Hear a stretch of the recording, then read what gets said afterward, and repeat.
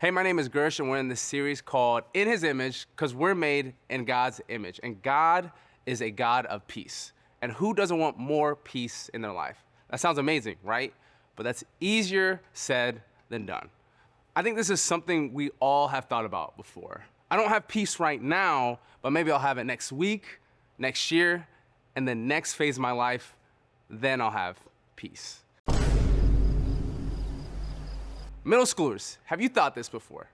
Man, I don't have peace right now in middle school, but when I get to high school, when I finally get that driver's license, get that car, get that growth spurt I've been praying about, finally get that boyfriend or girlfriend,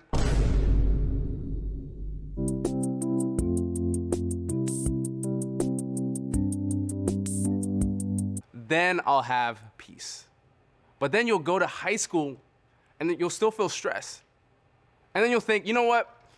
Maybe I'll have peace when I finally go to college, when I finally get a little bit more independence from my mom and dad, when I finally grow up. Because being a kid, it just seems hard. But if you ask any coach, maybe your mom or dad, if you ask me, we get really nostalgic about the good old days of being 13. We think about having no jobs, no bills, no responsibility, no stress, right? Wrong. When I think about me being in 8th grade, all I thought about was stress. I thought about the stress of basketball and soccer and how much I freaked out about my performance. I stressed out about my mom just nagging me all the time, which I kind of get because I was a terrible kid. I'm sorry, Mom. I stressed about my 8th grade relationship. I stressed about my grades and at least being a B- average student. I definitely didn't have peace in middle school. Now, you're probably being like, wow, Gersh, so there's no peace anytime. You're being a real Debbie Downer. But what I'm trying to say is, what if peace doesn't mean everything around us is calm, but who we trust is what brings us peace? So let's get into a story when peace meets stress. So we're gonna get into a story in the Bible where we learn all about what God has to offer, where we learn about how God wants us to trust Him, and we're gonna dive into a book called Mark 5:35 to 41. Now you gotta time travel with me. Pretend you're one of Jesus' students, His disciples, His friend. And on one of these days, Jesus has been just teaching nonstop. The crowds are just begging for more of His words, His time, His energy, and then evening comes and everybody's exhausted. You're exhausted, the people are exhausted, even Jesus is exhausted. So He turns to you and He says, hey, let's go to the other side of the water. Because Jesus was smart enough to have friends with a boat. See, some of Jesus' students were professional fishermen before they were students. So they literally lived on the water. It was their environment, their domain. So they get in the boat and they start going on the water.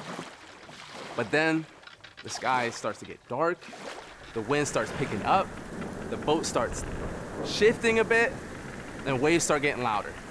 Now, these aren't the waves that you see on the seashore where you kind of get knocked out. These are boat tilting waves.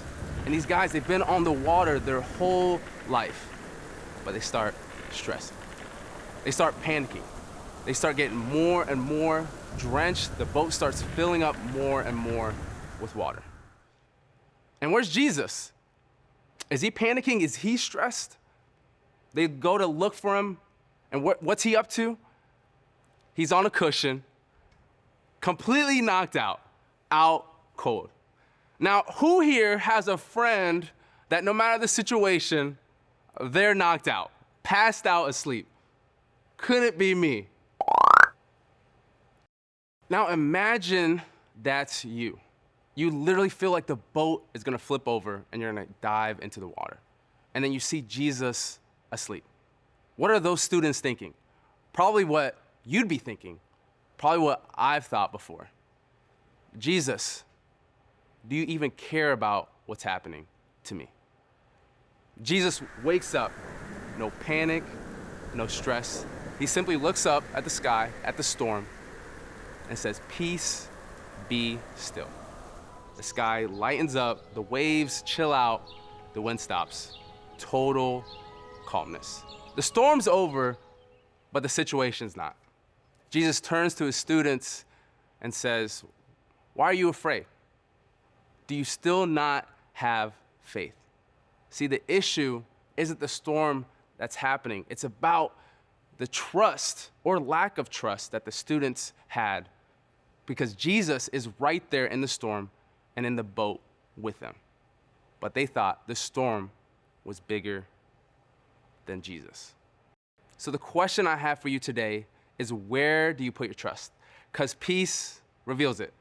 When your grades drop, when you and your parents just don't connect, when your friend groups gets weird, when you don't feel included, where's your peace? Because the disciples, they didn't panic because the storm was getting too big and the waves were getting bigger. They panicked because they forgot who was in the boat with them. In John 14:27, it says, "Peace I leave with you, my peace I give to you. I do not give you as the world gives.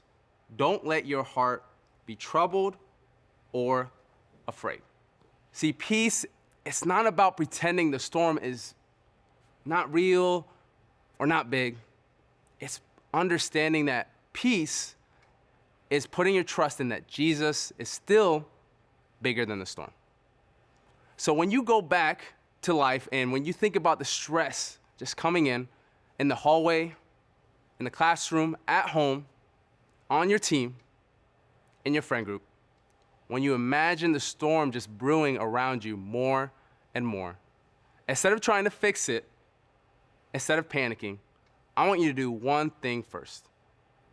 I just want you to say, "Jesus, I know you're in the storm with me, and I trust you."